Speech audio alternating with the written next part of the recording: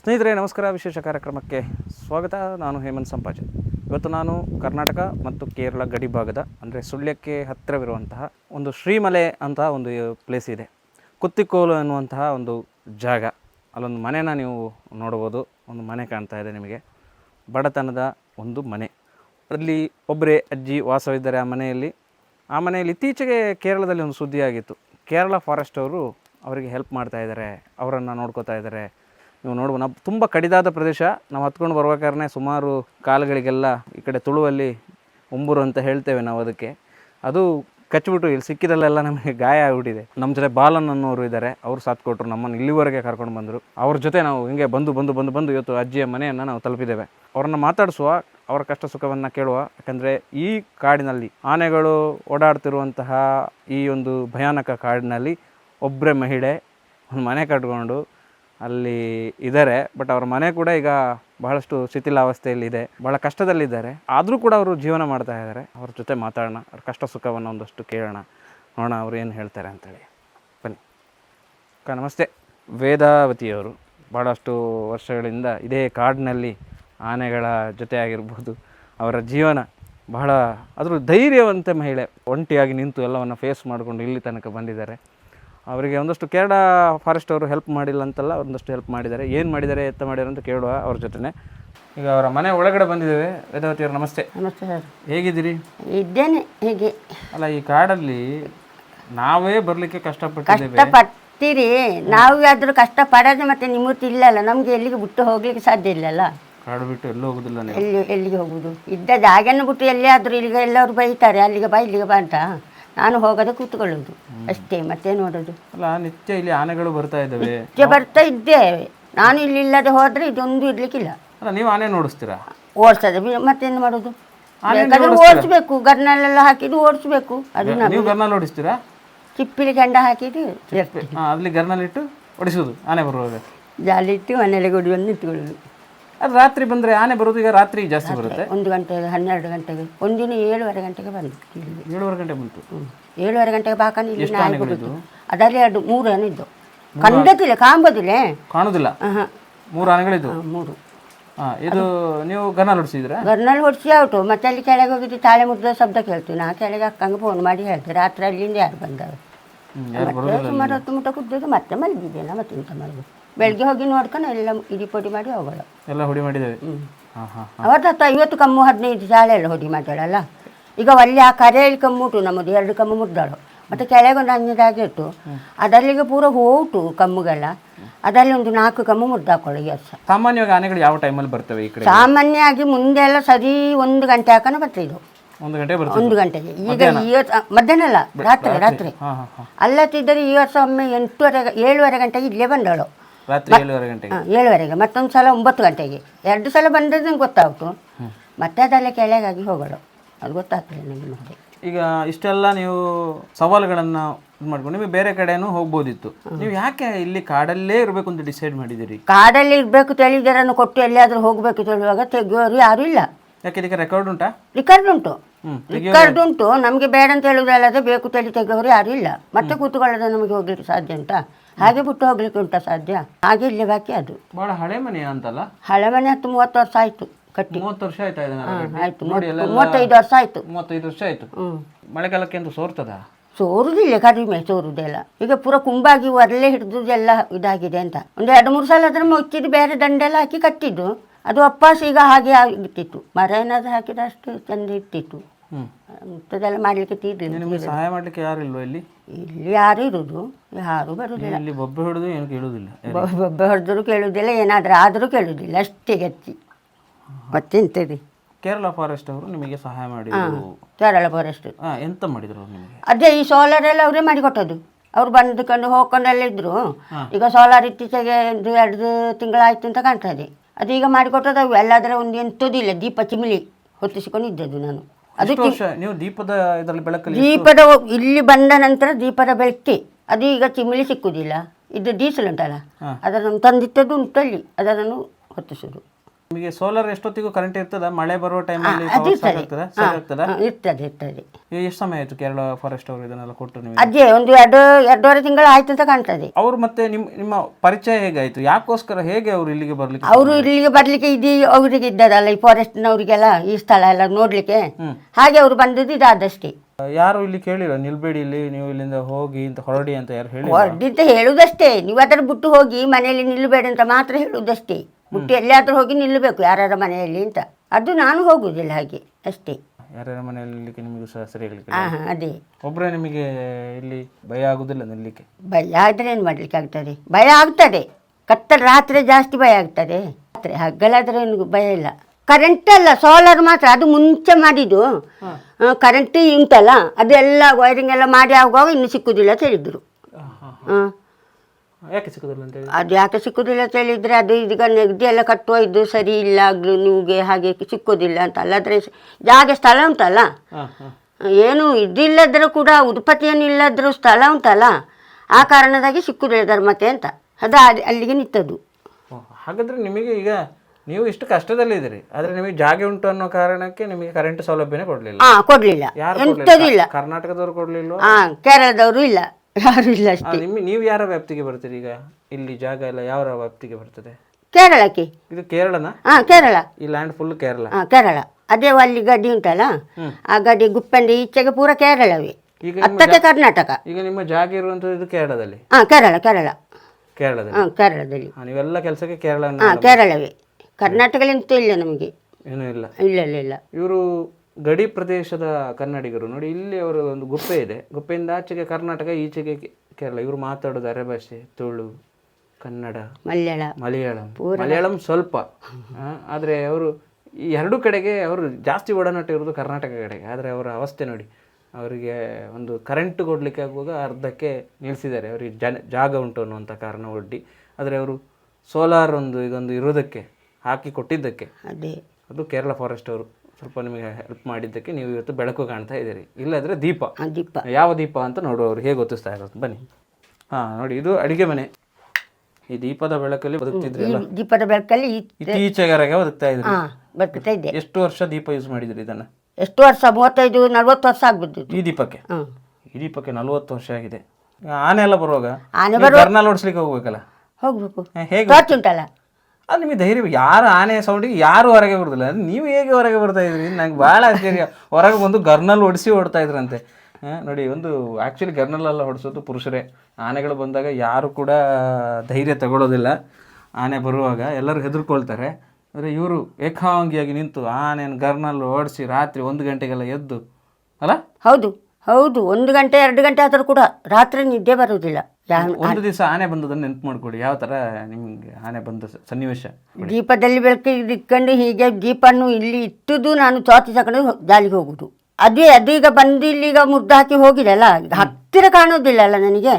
ಈಗ ಶಬ್ದ ಮಾಡುದು ಮಾತ್ರ ಕಾಣುವುದಲ್ಲದೆ ಹತ್ತಿರ ಕಾಣುವುದಿಲ್ಲ. ಈ ಜನಗಳೆಲ್ಲ ಹೇಳ್ತಾರಲ್ಲ, ಕಾಡು ಪ್ರದೇಶದಲ್ಲಿ ಒಬ್ಬೊಬ್ಬರು ನಿಲ್ಲಬಾರ್ದು, ಭಯ. ಏನಾದ್ರು ಕಾಡು ಪ್ರಾಣಿಗಳು ಪಟಲ ಒಂದು ಕಡೆ ಆದ್ರೆ ದೆವ್ವ ಪ್ರೇತಗಳೆಲ್ಲ ಇರ್ತವೆ ಅಂತೆಲ್ಲ ಜನಗಳು. ಎಲ್ಲ ಉಂಟು, ಎಲ್ಲ ಉಂಟು. ದೆವ್ವ ಉಂಟು, ಪ್ರೇತ ಉಂಟು, ಎಲ್ಲ ಉಂಟು. ನೀವು ನೋಡಿದಿರಾ? ನೋಡ್ಲಿಲ್ಲ. ನೀವು ನೋಡ್ಲಿಲ್ಲ? ಅಲ್ಲಿ ಇದು ಕಳಸ ಉಂಟು, ಚಾವಂಡಿ. ಮತ್ತೆ ಅಲ್ಲಿ ಕೆಳಗೆ ಒಂದು ಗುಳಿಂಗನ ಕಳಸ ಉಂಟು. ಅದು ದೆವ್ವಗಳು. ಅದೇ ಅದಕ್ಕೆಲ್ಲ ವರ್ಷ ಎಲ್ಲ ಕಳಸ ಕೊಡಬೇಕು, ವರ್ಷಕ್ಕೊಂದು ಸಲ. ಈಗ ಕೊಲೆ ಅಂತ ಹೇಳೋದಂತ ಇಲ್ಲ. ಕೊಲೆ ಎಲ್ಲ ಇದ್ದರೆ ಯಾರು ಹೆದರುವೆ? ಯಾರು ಹೆದರುದು? ನೀವು ಫುಲ್ ಡೇರಿಂಗ್. ಕೊಲೆಗಳಿಗೆ ಹೆದರೋದಿಲ್ಲ ಅಲ್ಲ. ಹೆದರಿ ನಾವು ಮತ್ತೆ ಓಡ್ರೆ ಮತ್ತೆ ನಾವು ಇಲ್ಲಿ ಕುದ್ರೋಕಲ್ಲ. ಹೆದರಿ ಎಂತ ಮಾಡುದು? ಹೆದರಿಕೆ ಆಗ್ತದೆ. ಹೆದರಿಕೆ ಆದರೂ ಕೂಡ ಮಲ್ಕೊಳ್ಳೋದು, ಸುಮ್ಮನೆ ಮಾತಾಡೋದು, ಕೂತ್ಕೊಳ್ಳೋದಲ್ಲಾದ್ರೆ ಮತ್ತೇನು ಮಾಡೋದು? ರಾತ್ರಿ ಅಲ್ಲಿಗೆ ಹೋಗ್ಲಿಕ್ಕೆ ಸಾಧ್ಯ ಇಲ್ಲಲ್ಲ. ಹೋಗ್ಲಿಕ್ಕೆ ಸಾಧ್ಯ ಉಂಟು ರಾತ್ರಿ? ಹಗಲಾದ್ರೂ ಹೋಗ್ಬೋದು, ಹೆದರಿಕೆ ಆಗ್ತದೆ ಅಂತ ಹೇಳಿ. ರಾತ್ರಿ ಹೋಗ್ಲಿಕ್ಕೆ ಸಾಧ್ಯ ಇಲ್ಲಲ್ಲ. ಮತ್ತೆ ಬಂದ್ರೆ ಹೊರಗೆ ಗರ್ನ ನಡೆಸಲಿಕ್ಕೆ, ಹೋದ್ರೆ ಗರ್ನ ನಡೆಸಲಿಕ್ಕೆ. ನೀವು ಗರ್ನೆಲ್ಲ ತಂದಿಟ್ಕೊಳ್ತೀರಾ ಮನೆಯಲ್ಲಿ? ತಂದು ಇಡೋದು, ಮತ್ತೆ ಮನೆಯೊಳಗೆ ಬಂದು ಹೋಗ್ತಾರೆ. ಮತ್ತೇನು ಮಾಡಲಿಕ್ಕೆ ಸಾಧ್ಯ ಉಂಟು? ಆನೆಗಳು ಮತ್ತೆ ಜೋರಿದ್ದ ಎಲ್ಲರೂ ಹೇಳ್ತಾರೆ, ಇದು ಬೆಳಕಿಗೆಲ್ಲ ಬೆಳಕು ಮಾತ್ರ ಅದಕ್ಕೆ ನೋಡಬಾರ್ದು. ಈಗ ಇದುಂಟಲ್ಲ, ಬೆಳಕು ಉಂಟಲ್ಲ, ಆ ಕಾರಣದಾಗಿದೆ ಅಲ್ಲಿ ಹತ್ತಿರ ಆಗಿದ್ದು ಹೋಗಿದಷ್ಟೇ ಕೆಳಗೆ ಇಟ್ಕೊಂಡು. ಅಲ್ಲತ್ತಿದ್ರೆ ಈ ಜೀಕುಜ ಮರ ಇಲ್ಲಿ ಉಂಟಲ್ಲ, ಈ ಬಾಳೆ ಅಲ್ಲಿಗೆ ಮುಟ್ಟ ಬರ್ತಿತ್ತು ಮುಂಚೆ ಎಲ್ಲ. ಅಲ್ಲಿಗೆ ಮುಟ್ಟ ಬರ್ತಿತ್ತು. ಅಲ್ಲ ನಿಮಗೆ ಇಷ್ಟು ಈಗ ಫಾರೆಸ್ಟ್ ಅವರಾಗಲಿ ಬೇರೆಯವರು ಹೇಳಿಲ್ವಾ ನೀವು ಇಲ್ಲಿಂದ ಇಷ್ಟೊಂದು ಅಪಾಯದಲ್ಲಿದ್ದೀರಿ ಹೋಗಿ? ಅವ್ರು ಹೇಳ್ತಾರೆ ನೀವು ಇಲ್ಲಿ ನಿಲ್ಬೇಡಮ್ಮ, ನೀವು ಕೆಳಗೆ ಹೋಗಿ ಅಲ್ಲಿ ಆದ್ರೂ ರಾತ್ರಿ ಆದ್ರೂ ನೀವು ಅಲ್ಲಿ ಹೋಗಿ ನಿಂತ್ಕೊಳ್ಳಿ. ಕೆಳಗೆ ಅಲ್ಲಿ ಅಣ್ಣನ ಮನೆ ಉಂಟಲ್ಲ, ಅವರ ಮನೆಗೆ ಹೋಗಿ ನಿಲ್ಲಿ, ಬೆಳಿಗ್ಗೆ ಎಲ್ಲ ಬನ್ನಿ, ನೀವು ನಿಲ್ಬೇಡಿ ಹಬ್ಬತ್ತ ಎಷ್ಟೋ ಹೇಳ್ತಾರೆ. ಹೇಳ್ತಾರೆ. ನೀವು ಮನಸ್ಸು ಮಾಡಲಿಲ್ಲ? ಇಲ್ಲ ಈ ಉಂಬಳಘಾಟದಲ್ಲಿ ಹೇಗೆ ಹೋಗುದು ಅಂತ ಬೇಕಲ್ಲ, ಸಿಕ್ಕಾಪಟ್ಟೆ ಉಂಟು ಅಂತ. ಅದೇ ನನಗೆ ಎಲ್ಲಾದ್ರೂ ನಡ್ಕೊಂಡು ಬಂದ್ವಲ್ಲ, ನಮ್ಗೆ ಗೊತ್ತಾಗಿದೆಯಲ್ಲ. ಗೊತ್ತಾಗಿದೆ ಅಲ್ಲ, ಎಲ್ಲವರಿಗೂ ನೋಡಿದರೆ ಕಷ್ಟ ಹೇಗೆ ಉಂಟು ಅಂತ ಗೊತ್ತಾಗ್ತದೆ. ನೋಡಿದವರಿಗೆ ಹೇಳಿದರೆ ಯಾರಿಗೂ ಅರ್ಥ ಆಗುದಿಲ್ಲ, ನೋಡುವಾಗ ಮಾತ್ರ ಎಲ್ಲರಿಗೂ ಅರ್ಥ ಆಗ್ತದೆ ಇಷ್ಟೇ ಕಷ್ಟ ಉಂಟು ತಿಳಿ ಅಲ್ಲ. ಒಂದು ಕಾಡು ಪ್ರದೇಶದಲ್ಲಿ ವಾಸ ಮಾಡೋರಿಗೆ ಭಂಗ ಜಾಸ್ತಿ. ನಿಮಗೆ ಭಂಗ ಗೊತ್ತಾಗದೆ ಅಲ್ಲ, ಅಭ್ಯಾಸ ಆಗಿದೆಯಾ? ಅಭ್ಯಾಸ ಆಗಿದೆ, ಗೊತ್ತಾಗಿದೆ, ಭಂಗನೂ ಗೊತ್ತಾಗ್ತದೆ. ಈಗ ನೋಡಿದವರಿಗೆ ಹಳ್ಳಿಯವರಿಗೆ ಅದೇ ಅಂತ ಅಲ್ಲಿ ಒಂದು ಮನೆಯಲ್ಲಿ ವಾಸ ಮಾಡ್ತಾರೆ ಅಂತ ಅಷ್ಟೇ. ಹೌದು, ನಿಮ್ಮ ಕಷ್ಟ ನಿಮಗೆ ಗೊತ್ತಲ್ಲ. ಸುತ್ತಮುತ್ತ ಮನೆ ಇಲ್ವಾ? ಮನೆ ಇಲ್ಲ, ಇಲ್ಲಿ ಒಂದು ಅಣ್ಣನ ಮನೆ, ಒಂದು ನಮ್ಮ ಮನೆ, ಮತ್ತೆ ಇಷ್ಟೇ ಈ ಗುಡ್ಡೆ ಹತ್ತಿ ಆಚೆ ಮುಗಿಬೇಕು. ಅಲ್ಲಿ ಉಂಟು ಅಣ್ಣನ ಮನೆಗೂ 5-6 ಕಿಲೋಮೀಟರ್ ಅಲ್ಲಿಗೂ ಉಂಟು. ಅವ್ರು ರಿಲೇಷನ್ ಅಲ್ಲ ನಿಮಗೆ? ಅಣ್ಣ ಅಂದ್ರೆ ರಿಲೇಷನ್ ಅಲ್ಲ, ಪರಿಚಯದವರಲ್ಲ. ಪರಿಚಯದವರು ಹತ್ತಿರ ಇದ್ದಾರೆ ಅಂತ ಅಷ್ಟೇ, ಸ್ವಂತ ಅಣ್ಣ ಅಲ್ಲಲ್ಲ. ಅವರು ಬಂಟ್ರು, ನಾವು ಗೌಡ್ರು ಅಲ್ಲ. ನೀವು ಗೌಡ್ರು, ಅರೆಬಾಸೆ ಗೌಡ್ರು.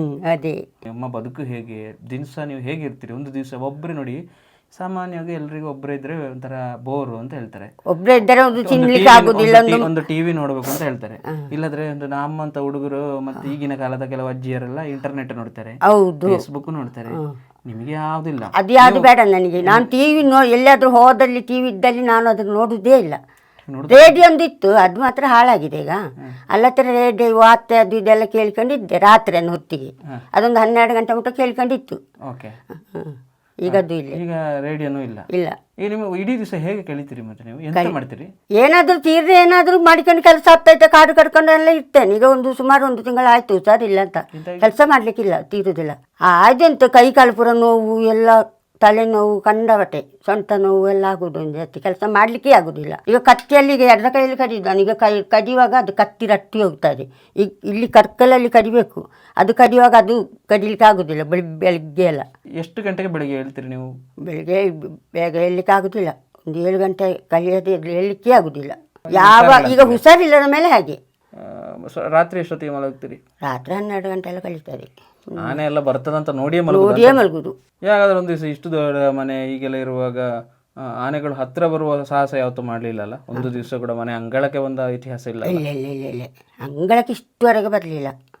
ನಿಮ್ಮ ಹೆದರಿಕೆ ಇದೆ ಆಗ ಅಲ್ಲ? ಹೌದು, ನಿಮ್ಮ ಹೆದರ್ಕೊಳ್ತೇವೆ ಆನೆಗಳು ಭಯಂಕರ. ಗರ್ನಲ್ಗೆ ಮತ್ತೊಂದು ಪಾತ್ರೆ ಎಲ್ಲ ಉಂಟು, ಅದನ್ನು ಬಟ್ಟುದು. ಪಾತ್ರ ಬಟ್ಟುದು, ಸೌಂಡ್ ಮಾಡುದು. ಹೇಗೆ?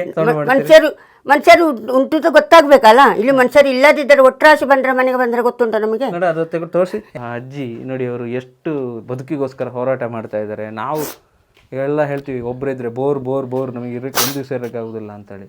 ಬಟ್ ಅವರು ನೋಡಿ ಯಾವ ಥರ ಒಂದು ಹೋರಾಟ ಮಾಡ್ತಾರೆ, ಯಾವ ಥರ ಬದುಕಲ್ಲಿ. ಇದುವರೆಗೆ ಆನೆಗಳು ಅವರ ಹತ್ರ ಬರಲಿಲ್ಲ, ಅಷ್ಟು ಅವರು ಆನೆಗಳನ್ನು ಹೆದರಿಸ್ತಾ ಇದ್ದಾರೆ ಅಂತ ಹೇಳಿದರೆ. ಬನ್ನಿ ನೋಡಿ, ಅವರು ಇಲ್ಲಿ ಅದನ್ನು ಬಡಿದು ಈಗ ತೋರಿಸ್ತಾರೆ. ತೊಡಿ, ಹೆಂಗೆ ಬಡಿಯೋದು?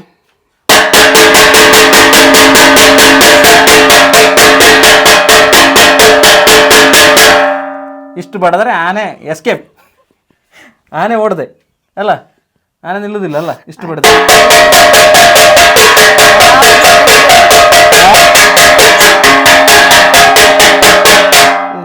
ಇಷ್ಟು ಬಡಿದ್ರೆ ಆಯ್ತು, ಬರುದೇ ಇಲ್ಲ.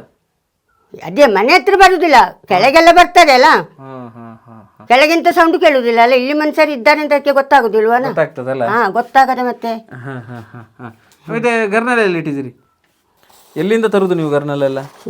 ಸುಳ್ಯದಿಂದ ನೋಡಿ, ದೊಡ್ಡ ಗರ್ನಲ್. ಇದು ಸಣ್ಣ ಗರ್ನಲ್ ಕೂಡ ಅಲ್ಲ ನೋಡಿ, ಇದು ದೊಡ್ಡದು. ಭಯಂಕರ ಸೌಂಡ್ ಬಿಟ್ರು ಕಂಡಾಟ ಭಯಂಕರ ಸೌಂಡ್ ಬರ್ತದಲ್ಲ. ನೋಡಿ, ಇದು ಹೆವಿ ಸೌಂಡ್ ಬರ್ತದೆ ನೋಡಿ. ಇಷ್ಟು ದೊಡ್ಡ ಗರ್ನಲ್ಗಳನ್ನೆಲ್ಲ ಇವರು ಓಡಿಸಿ ಆನೆನ ಓಡಿಸ್ತಾರೆ. ಇದು ದೂರದಲ್ಲಿ ಆನೆ ಇದ್ರೆ ಇದು, ಹತ್ರ ಬಂದ್ರೆ ಇದು. ಹೌದು ಅಲ್ಲ, ಕರೆಕ್ಟಾ? ದೊಡ್ಡ ಸೌಂಡ್ ಬರಲಿ. ಇದರ ಎದುರಿಗೆ ಆನೆ ನಿಲ್ಬೋದಾ? ಆನೆ ಒಂದು ತಿಂಗಳು ಬರ್ಲಿಕ್ಕಿಲ್ಲ ಈಚೆಗೆ. ಅದೇ ಒಂದು ಬದುಕೋಕಲ್ಲ, ಹೆಂಗಾದ್ರೂ ಮಾಡಿ ಬದುಕಬೇಕಲ್ಲ. ಅದುವೇ ಮನುಷ್ಯ, ಅದಕ್ಕೆ ಹೇಳೋದು ಮಾನವ ಮತ್ತು ಪ್ರಾಣಿಗಳ ನಡುವಿನ ಸಂಘರ್ಷ ಅಂತ. ಆದ್ರೂ ನೀವು ಇಲ್ಲಿ ನಿಂತು ಸಾಹಸ ಮಾಡ್ತಾ ಇರೋದು ನಿಮ್ಮ ಜಾಗೆ ಉಳಿಸ್ಕೊಳ್ಳಿಕ್ಕೆ ಅಲ್ಲ. ನನ್ನ ಜಾಗ ಇಲ್ಲದಿದ್ದರೆ ನಾವು ಮನುಷ್ಯರಿದ್ದು ಗುಣ ಅಂತ ಏನು ಪ್ರಯೋಜನ? ಏನು ಪ್ರಯೋಜನ? ಏನೋ ದೇವರು ನಮ್ಮನ್ನು ಭೂಮಿಗೆ ತಂದಿದ್ದಾನೆ. ಅದೇ ತಂದ ಮೇಲೆ ನೀವು ಮದುವೆಯಾಗಿ ಇಲ್ಲಿಗೆ ಬಂದದ? ಹೌದು. ನಿಮ್ಮ ಮನೆಯಲ್ಲಿ ಮರ್ಕಂಜ ಮರ್ಕಂಜದವರು? ಓ, ನೀವು ಮುಂಚೆನೆ ಆನೆಗಳ ಜೊತೆ ಇದ್ದವರು? ಇಲ್ಲ ಇಲ್ಲ ಇಲ್ಲ, ಅಲ್ಲಿ ಇರ್ತಿಲ್ಲ ಆನೆಗ. ಅಲ್ಲಿ ಇರ್ಲಿಲ್ಲ? ಮರ್ಕಂಜಲ್ಲಿ ಆನೆ ಇಲ್ಲ. ಮರ್ಕಂಜಲ್ಲಿ ಈಗ ಎಲ್ಲ ಒಟ್ಟಾಸಿ ಈಗ ಎಲ್ಲಾ ದಿಕ್ಕಿಗೆ ಹೋಗಿದೆ. ಮರ್ಕಂಜದಲ್ಲಿ ಆನೆಗಳಿದಾವೆ ಈಗ? ಮರ್ಕಂಜಲ್ಲಿ ಇದ್ದಾವೆ, 3 ಮೈಲು ದೂರದಲ್ಲಿ ಮುಂದೆ ಮುಂಚೆ ಇತ್ತು. ಸಂಪಾಜೆ ರೋಡ್ ಎಲ್ಲ ಬರ್ತಾ ಇದ್ದಾವೆ. ಅದು ಈಗ ಬರುವುದು ಹಾಗೆ, ಅಲ್ಲಾದ್ರೆ ಇಲ್ಲ. ಅಲ್ಲಾದ್ರೆ ಇಲ್ಲಿಗೆ ಒಂದು ಸಲ ವರ್ಷ ನಿಮ್ಮನ್ನು ಮರ್ಕಂಜದಿಂದ ತಗೊಂಡ್ ಬಂದ್ರು? ಹೌದು. ಇಲ್ಲಿಗೆ ತಂದದ? ಹೌದು. ನಿಮ್ಮ ಯಜಮಾನರ ಮನೆ ಇಲ್ಲಿಯ? ಇಲ್ಲಿ ಅಲ್ಲಿ ಕೊಳ್ಚಾರ್ಲಿ, ಆದಿ ಮನೆ ಕೊಳ್ಚಾರು. ಆದಿ ಮನೆ ಕೊಳ್ಚಾರು. ನೀವು ಇಲ್ಲಿಗೆ ಜಾಗ ತಕೊಂಡು ಬಂದ? ಜಾಗ ಇಲ್ಲಿಂದ ತೆಗೆದದ್ದು ಇಲ್ಲಿಗೆ ಬಂದದ್ದು. ಅಲ್ಲ, ನೀವು ಈಗಲೇ ಈ ಜಾಗ ಈಗ ಉಂಟು, ಆಗ ಹೇಗಿತ್ತು? ಆಗ ಇಡೀ ಬಲ್ಲೆ ಪೂರ ಕುಡಿಕೊಂಡಿತ್ತು. ಇದನ್ನಳು ಜಾಸ್ತಿ ಬಲ್ಲೆ ಉಂಟು ಆಗ. ಈಗ ಅದ್ರ ಸ್ವಲ್ಪ ಅದ್ರ ಇದು ಉಂಟು. ನೀವು ಬಂದು ಜಾಗ ಮಾಡಿದಿಲ್ಲಿ? ಹೌದು, ತೆಗ್ದದ್ದು. ನೀವು ಬೇಡ ಅಂತ ಹೇಳಿಲ್ಲ ಗಂಡನಿಗೆ, ಇದು ಯಾಕೆ ಈ ಗುಡ್ಡೆ? ಅದು ಮುಂಚೆ ನಮ್ಗೆ ಅದು ಗೊತ್ತಿಲ್ಲಲ್ಲ, ಹೆಂಗೆ ಹುಟ್ಟಿದ ನಾನು ನೋಡ್ಲಿಲ್ಲ ಅಲ್ಲ. ಮನೆಯವರು ಬಂದು ನೋಡಿದ್ರೆ ಇಲ್ಲಿ ಜಾಗ ಸ್ಥಳ ಉಂಟಲ್ಲ ಅಂತ ಹೇಳಿದ್ದು ಹಾಗೆ ಬೇಯಿಸಿದ್ದು. ಮುಂದಿನವರಿಗೆಲ್ಲ ಬೇಕಾದ ಸ್ಥಳ ಬೇಕಾದಲ್ಲ, ಮತ್ತೆ ಕಷ್ಟ ಸುಖ ಗ್ರಹಿಸುದಿಲ್ಲ ಅಲ್ಲ. ಮನೆಯವರು ಎಷ್ಟು ಸಮಯ ಆಯ್ತು ತೀರಿ ಹೋಗಿ? ಇವರು ತೀರಿ ಹೋಗಿ ಒಂದು 15 ವರ್ಷ ಕಳೀತ ಅಂತ ಕಾಣ್ತದೆ. 15 ವರ್ಷ? ವಾತ ಕಾಯಿಲೆ. 2 ತಿಂಗಳು ಪಡ್ನ ಕಾಡ್ಲಿ ತಕೊಂಡೋಗಿ ಅಲ್ಲಿದ್ರು. ನೀವೇ ನೋಡಿದ್ದವರು ಹುಷಾರಿಲ್ಲದ ಟೈಮಲ್ಲಿ? ಹೌದು. ಒಟ್ಟು ನೀವು ಈಗ ಆನೆಗಳ ಜೊತೆ ಹೊರಡಂಗಾಗಿದೆ. ಆಗ್ಲೇ ತೊಂದರೆ ಇಲ್ಲ, ಗರ್ನಲ್ಲೆಲ್ಲ ಇಟ್ಕೊಂಡು ಬದುಕ್ತಾ ಇದಾರೆ. ಏನು ಅಡಿಗೆ ಮಾಡ್ತೀರಿ ಬೆಳಿಗ್ಗೆಲ್ಲ? ಎಂತ ಗಮ್ಮತ್ತು ಇರ್ತದೆ? ಪುಂಡಿ ಮತ್ತೆ ಇವತ್ತು ಪುಂಡಿ. ಪುಂಡಿ ಮತ್ತೆ ಇದು ಬೀಜದ ಬೆಂಡು ಸಾರು. ಗೇರು ಬೀಜ ಸಾರು ನೋಡಿ, ಹಳ್ಳಿಯ ಸೊಗಡು. ಪುಂಡಿ ಮತ್ತೆ ಗೇರು ಬೀಜ ಸಾರು. ಎಂತಕ್ಕೆ, ಯಾವ ವಿಶೇಷ ಅಂತೇಳಿ ಮಾಡಿದ್ದು ಗೇರು ಬೀಜ ಸಾರು ನೀವು? ಅದೇ ಬೀಜ ಎಲ್ಲ ಹಾಳಾಗ್ತಿತ್ತು, ಅದು ಹಾಳು ಮಾಡುದು ಬೇಡ. ಸಾರು ಮಾಡಿದ್ರೆ ತಿನ್ಬೋದಲ್ಲ. ಅಜ್ಜಿಯ ಲೈಫ್ ಬಹಳ ಖುಷಿ ಉಂಟು. ಹಾಗೆ ಅದೆಲ್ಲ ಎಂಥದ್ದು ಕಟ್ಟಿಟ್ಟದ್ದು ಗೋಣಿಯಲ್ಲೆಲ್ಲ? ಅದು ಒಡಂಪುಳಿ. ಒಡಂಪುಳಿ ಅಂದ್ರೆ ಮಂತುಳಿ. ಮಂತುಳಿ. ನಮ್ಮ ಅರಬಸಲ್ಲಿ ಹೇಳುದು ಮಂತುಳಿ. ಎಂತಕ್ಕೆ ಕಟ್ಟಿಟ್ಟದ್ದು ನೀವು? ಅದು ಒಣಗಿಸಿದ್ದು ಕಟ್ಟಿಟ್ಟದ್ದು, ಕೊಡ್ಲಿಕ್ಕೆ ಮಾರ್ಲಿಕ್ಕೆ. ಎಷ್ಟು ಸಿಗ್ತದೆ? ಎಷ್ಟುಂಟು ಗೊತ್ತಿಲ್ಲ, 100 ರೂಪಾಯಿ ಕೇಳ್ತಾರೆ ಕೆಜಿಗೆ. ಅದನ್ನು ನೀವು ಹೇಗೆ ತಗೊಂಡು ಹೋಗ್ತೀರಿ? ಹೊತ್ಕೊಂಡು ಹೋಗ್ತೀರಾ? ಹೊತ್ಕೊಂಡು ಹೋಗ್ಲಿಕ್ಕೆ ತೀರಾ ಈಗ ಬಾಕಿ ಆಗಿದ್ದು, ಅಲ್ಲಾದ್ರೆ ಕೊಟ್ಟು ಆಗ್ತಿತ್ತು. ನೀವು ಹುಷಾರು ಆದ್ಮೇಲೆ ತಗೊಂಡು ಹೋಗ್ಬೋದಾ? ಹುಷಾರ ಆದ್ರೆ ತಕೊಂಡು ಹೋಗ್ಬೋದು. ಕೆಳಗೆ ಮುಟ್ಟೆ ತಕೊಂಡು ಹೋದ್ರೆ ರಿಕ್ಷಾ ಅಂತ ಅದರಲ್ಲಿ ಕರೆದು ಅದರಲ್ಲಿ ತಕೊಂಡು ಹೋಗ್ಬೋದು. ಕಷ್ಟ ಅಲ್ವಾ ಅದನ್ನು? ಕಷ್ಟ ಉಂಟು. ಅದು ಎಷ್ಟು ಕೆಜಿ? ತುಂಬ ಇಲ್ವಾ ಅದು? ಒಂದು 10-12 ಕೆಜಿ ಆಗ್ಬೋದು ಅಂತ. 2 ಕಟ್ಟಿ ಈ ಗುಡ್ಡೆಯಿಂದ ನೀವು ಅದನ್ನು 12 ಕೆಜಿ ಹೊರೋದು? ಹೌದಾ? ಹೊತ್ಕೊಂಡು ಹೋಗ್ತೀರಾ? ಹೊತ್ಕೊಂಡು ಮುಂಚೆ ಎಲ್ಲ ಈಗ 25 ಕೆಜಿ ಕೋಲ್ಚಾರಿಂದ ಇಲ್ಲಿಗೆ ಹೊತ್ಕೊಂಡು ಬರ್ತಾ ಇದ್ದೆ. ಅಕ್ಕಿ ಎಲ್ಲ ಕೋಲ್ಚಾರು ಬಸ್ ಉಂಟಲ್ಲ, ಬಸ್ನ ಇಲ್ಲಿಂದ ಈ ಕಾಡಲ್ಲೇ ಬರಬೇಕು ನಮಗೆ ದಾರಿ. ಅಲ್ಲಿಂದ ಇಲ್ಲಿಗೆ ಮುಟ್ಟ ನಾನು ಹೊತ್ಕೊಂಡು ಬರ್ತಿದ್ದೆ. ಈಗ ಆಗುದೇ ಇಲ್ಲ, ಹೋರಿಗೆ ತಲೆಗೆ ಇಡ್ಲಿಕ್ಕೆ ಆಗುದಿಲ್ಲ.